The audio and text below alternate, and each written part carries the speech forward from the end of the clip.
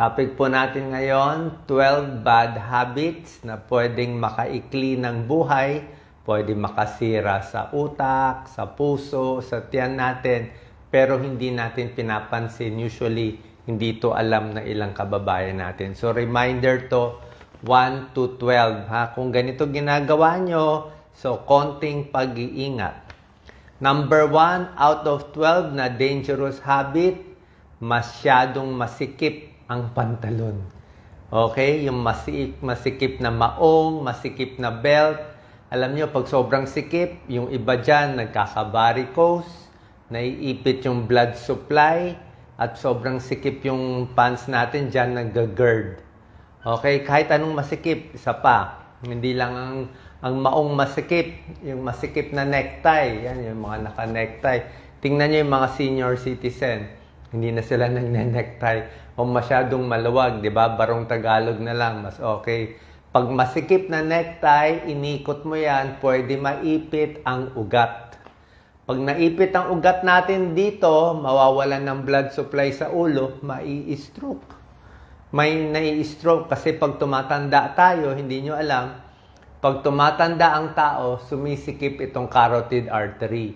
Pag pina-ultrasound ng carotid artery, sasabihin 25% bara, 50% bara. Tapos sinikipan mo pa. So, ingat sa leeg. Okay? Masikip na pants. Kahit nga yung wallet, hindi ko na nilalagay sa likod eh. Ang wallet ko ngayon dito na sa harap. Pwede rin maipit yung sciatica naman sa may puwet. So, wag maluluwag, may garter, okay lang yan. Medyo lawlaw. Number 2, dangerous habit. Sobrang bilis kumain. Okay? Sobrang bilis. Wala pang 1 to 2 minutes, tapos na. Siyempre, nung bata pa tayo, pwede tayo. Hindi na pwede ganun kabilis kumain, di ba? Kasi nga, ang digestion natin mas mahina na. Di ba? Tapos, mas maraming calories na kakain. Pag mabilis ang kain mo, kulang ang digestion, mahirap lumulon kasi nga tumatanda, kulang ang gastric juice at pancreatic juice. Sumasakit pa ang tiyan natin. Okay? So, dahan-dahan na pagkain. Huwag kayong magtaka bakit pag tumatanda, mahirap na matunawan. Kasi nga humihina din yung bituka natin. Number 3, bad habit na paborito ng kababayan natin. Okay? Reminder lang naman. Ayoko mag-ala tsamba. Number 3, mahilig sa hilaw. Diba? Anong mga hilaw na pagkain? Favorite natin, kilawin. Diba? Kilawin, kahit ibabad mo sa suka, tsamba-tsamba eh. Baka makatsamba tayo ng isda na may fish tapeworm. Diba? Hindi naman mamatay bacteria. Yung mga sushi, sashimi, siguro pag nasa Japan ka, pwede. Pero sa atin, hindi natin masabi eh. Hindi mo masabi kung na-freezer ba, baka na-defrost. Diba? Hilaw na karne, may dugo-dugo pa. Diba? Steak na may dugo. O manok na may dugo, kailangan lutong-luto. Kasi pag hilaw, may mga bulati yan, makatsamba tayo, baka ma-food poisoning tayo. Lalo na pag senior ka na, ingat sa food poisoning. Kasi pag nagtae, delikado. Kaya minsan sa mga kainan, restaurant, gusto natin kumain sa maraming tao. Yung maraming pila, ibig sabihin yung pagkain nila, ulit ng ulit, bago ng bago. Pero pag walang kumakain, baka luma yung pagkain, yung mga ininit lang, delikado. Okay? Huwag kakain ng hilaw, doon lang sa safe foods. Number 4, ito dangerous. Nakakamatay itong number 4. Ito, meron tayong dangerous triangle dito. Ito yan, dangerous triangle. Bawal magbunot ng buhok sa ilong. Yan, gawain ng mga lalaki. Ito, hinihila nila. Bawal po. Kasi pag hinila mo yan, pwede mag-infection at tumuloy sa utak. Pwede magka-nana sa utak, magka-brain abscess ka. Kahit yung mga tigyawat banda rito sa ilong, wag ding titirisin. Kasi pag tiniris mo yan, pwede rin mag-infection. Kahit sa ibang lugar naman, pag tiniris mo, lalo lang mabubutas. Sa buhok sa ilong, gupitin na lang. May nabibiling nose na scissors eh. So, bawal yan. Number 5, bad habit. Gawain natin lahat cotton buds, di ba? Sa tenga. Oo, yan talaga. Yan ang turo ng mga ENT specialist natin. Yung lagi kong ginagess si Dr. Jim D. Magila. bawal mag-cotton buds. Okay? Yung mga ENT specialist, hindi nagko-cotton buds yan. Kasi merong sariling oil ang tenga natin. Kusang lalabas yan eh. Meron siya parang pang-flush, kusang lumalabas yung tutuli. Kaya pag kinoton buds mo, matutuyo lang, hindi lalabas. At matutulak mo pa loob, at bukod dyan, baka mabutas mo pa ang tenga.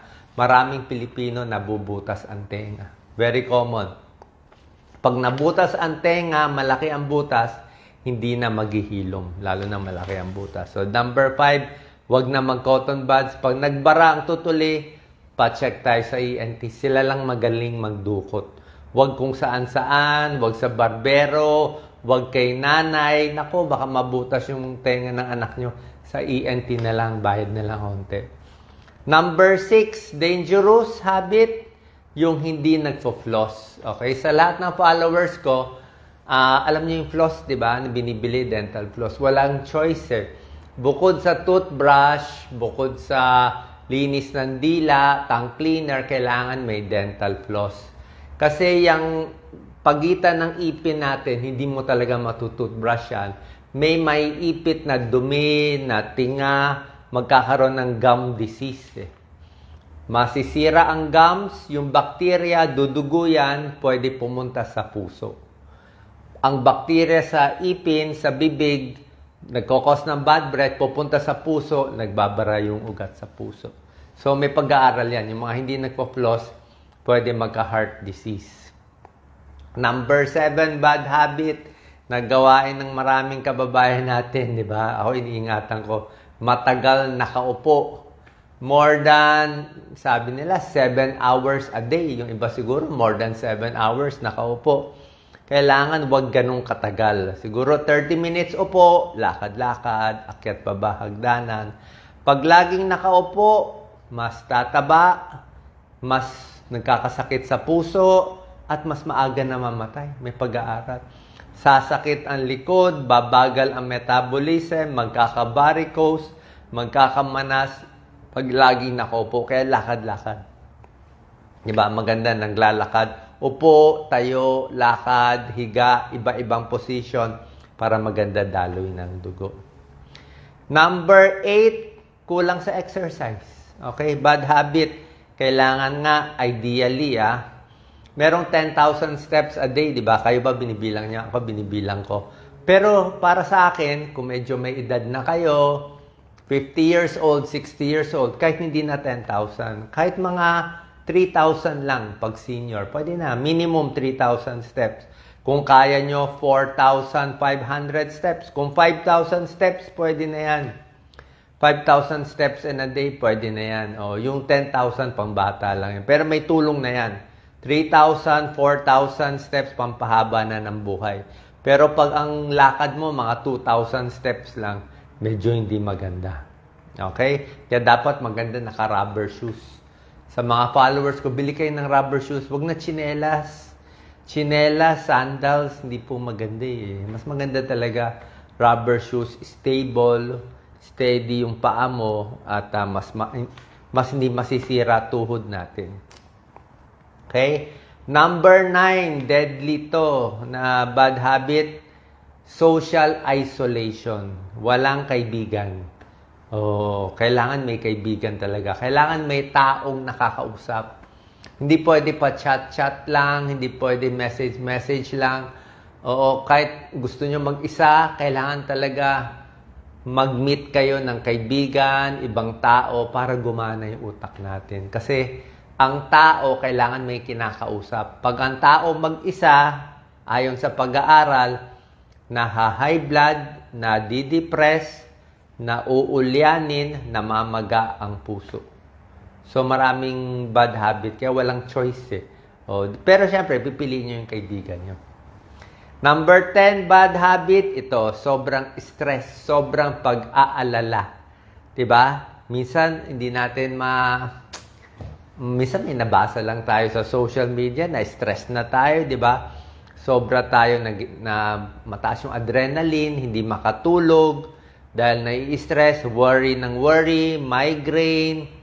Pag na-stress, babagsak ang immune system, tumataas ang heart attack. Sabi ko nga kung gusto mo mag-alala, siguro maglagay ka ng worry time. May ganong kasabihan Magwo-worry lang ako mula alas 10 ng umaga hanggang 10:30. Yun lang.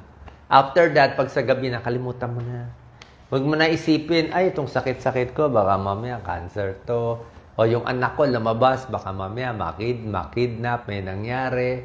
O may gulo. Wala na sa control natin yun Lalo na paggabi, mga negative news, yung chismis sa social media, negatibo, hindi po maganda.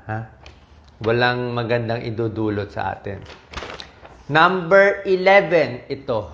Ito, kailangan natin to sa mental health natin. Ito masama, pero lagi natin ginagawa itong number 11. Maraming guilty, which is, lagi kinukumpara ang sarili sa nababasa sa social media.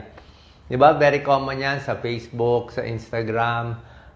Nakita mo yung isa, ang ganda ng partner, ang ganda ng kotse.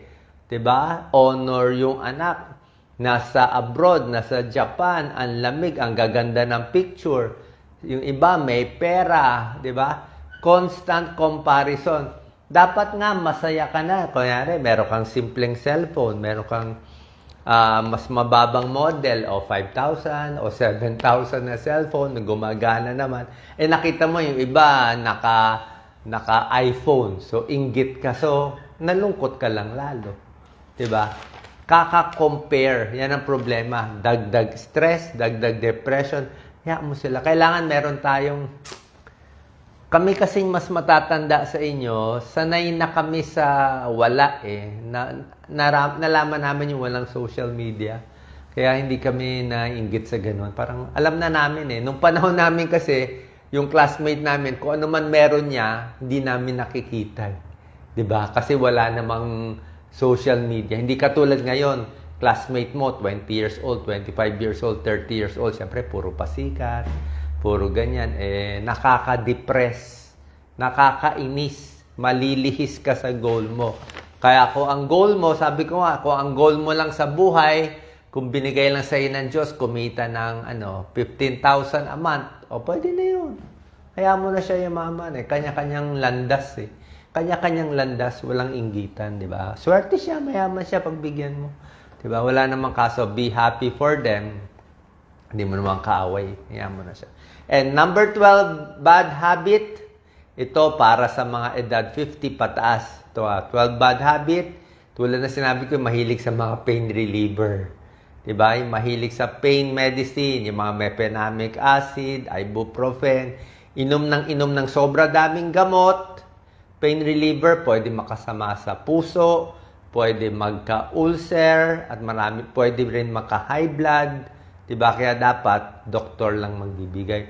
Minsan, nasosobrahan din sa gamot, o nasosobrahan sa vitamins, o nasosobrahan sa supplement, dadami lang yung side effect.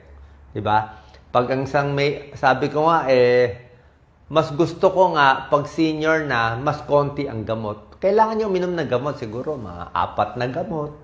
Baka isa sa high blood, isa sa diabetes, yung mga ganon. O baglalaki, isa sa prostate, 3-4 na gamot pwede na. Pero kung ang gamot mo 10 o 12, minsan baka ma-overdose Kaya nga tinuturo ko yung mga home remedies para wag din naman walang gamot iniinom, wag din naman yung sobra, yung tama lang dami para madaan natin sa mga home remedies. Okay? Sana nakatulong po to. 12 bad habits. Dagdag ko na rin konti. Ito medyo bad habit na rin Dagdag ko na.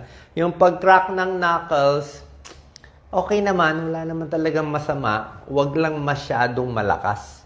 Huwag lang masyadong madalas. Minsan humihina din yung kamay natin pag masyadong kinakrak. So, hindi ganun kasama. Another bad habit, dagdag ko lang yung kinakagat ang ipin. Ito kinakagat, di ba? Stress yun Kaya kagat ng ipin. Minsan nagkaka-infection, minsan madumi yung kamay.